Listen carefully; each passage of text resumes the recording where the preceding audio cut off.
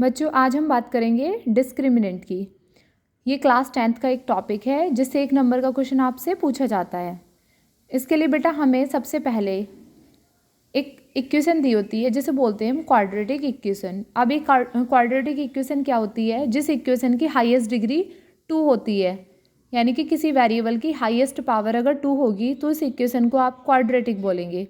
तो यहाँ पे जो इक्वेशन दे रखी है ax² + bx + c = 0, तो यहाँ पे x की हाईएस्ट पावर कितनी है? 2, यानी कि इसकी डिग्री आपको 2 दे दी। जब डिग्री 2 दे दी तो इस इक्वेशन को बोलेंगे क्वाड्रेटिक इक्वेशन। तो बेटा d निकालने का एक फॉर्मूला होता है b² - 4ac। इस d की हेल्प से ही हम पता लगाते हैं, इस फॉर्मूले की हेल्प से, कि d किस नेचर का है। d आपका रियल है, नॉट रियल है, कैसा है। एक टर्म यूज़ होती है रूट्स। अब ये जो क्वाड्रेटिक इक्वेशन दे रखी है तो ये हाईएस्ट इसकी डिग्री 2 है, यानी कि x की पावर हाईएस्ट कितनी है? 2। तो इस क्वाड्रेटिक इक्वेशन के आपको 2 जीरोज़ पता लगेंगे, यानी कि इसके 2 जीरोज़ होंगे। अगर हाईएस्ट पावर 3 होती है तो 3 जीरोज़। तो हमने एक नॉर्मल एक इक्वेशन ले ली, x² - 5x + 6 = 0।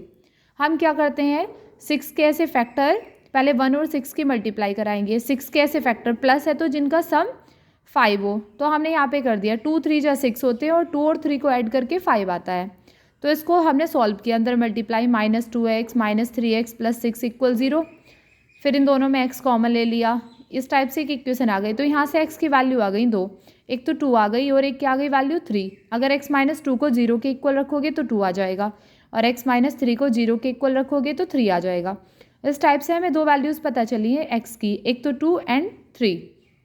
तो ये जो आती हैं वैल्यूज़, ये रूट्स, इन्हें रूट्स भी बोल सकते हैं, जीरोज़। ये वो वैल्यू होती है अगर हम इसे इक्वेशन में रखें, जो हमें क्वाड्रेटिक इक्वेशन दे रखी है, तो रखने पे हमारा LHS RHS के बराबर आ जाएगा। यानी कि अगर हम x की जगह 2 पुट करेंगे तो 2 2 जा 4 -5 × 2 + 6 सॉल्व करेंगे तो सॉल्व करके हमारा 0 ही मिलेगा। तो इन जो वैल्यूज़ आती हैं बेटा उन्हें जीरोज़ या रूट्स बोलते हैं। अब हम जो मेन बात कर रहे हैं वो डिस्क्रिमिनेंट की बात कर रहे हैं, नेचर की। तो देखो 3 कंडीशन होती है कि अगर d इज़ ग्रेटर देन 0, अगर d की वैल्यू 0 से बड़ी आई। अब d क्या है? d के लिए आपके लिए फॉर्मूला होता है b² - 4ac। अगर इसकी वैल्यू 0 से बड़ी आ जाती है तो उसे बोलते हैं कि रूट्स कैसे हैं? रियल है और डिस्टिंक्ट। डिस्टिंक्ट का मतलब अलग अलग दोनों रूट्स, यानी कि जैसे यहाँ पे x की 2 डिफरेंट वैल्यूज़ आई हैं तो इन्हें डिस्टिंक्ट रूट बोला गया। अब आपको देखो कैसे, जैसे एक इक्वेशन दे रखी है x² - 5x + 6 = 0। तो यहाँ पे x² का कोएफिशिएंट 1 है, x का कोएफिशिएंट -5 है और कांस्टेंट टर्म क्या है? 6। तो हमने यहाँ पे a, b और c दे दिया इससे कंपेयर करा के।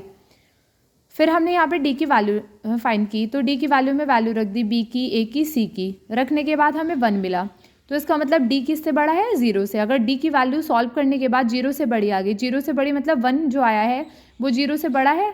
अगर 1 बड़ा है 0 से तो d भी बड़ा होगा 0 से। तो रूट्स कैसे हो जाएंगे? रियल हो जाएंगे और डिस्टिंक्ट। नेक्स्ट कंडीशन है अगर d इज़ इक्वल 0, अगर d 0 के बराबर आ जाता है तो रूट्स हमारे रियल और इक्वल उस कंडीशन में हो जाएंगे। तो हमने यहाँ पे एक क्वाड्रेटिक इक्वेशन ली, यहाँ से हमने d फाइंड किया और d की वैल्यू हमारी 0 आ गई।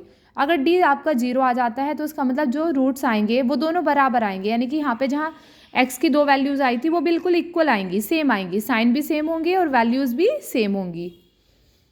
थर्ड है हमारा अगर d इज़ लेस देन 0, अगर d लेस देन 0 होता है तो रूट्स नॉट रियल होते हैं, यानी कि ऐसे रूट्स को बोलते हैं इमेजिनरी रूट्स। यहाँ पे आपको एक क्वाड्रेटिक इक्वेशन दे रखी है, इसे x कर लो, x² - 5x + 9 = 0।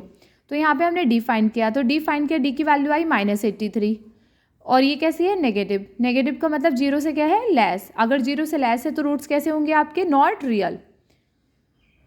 और देखो आपका एक क्वाड्रेटिक फार्मूला होता है, जब हम d की वैल्यू फाइंड कर लेते हैं तो हम इस क्वाड्रेटिक फार्मूले में वैल्यूज़ रख देते हैं -b + -√b² - 4ac/2a।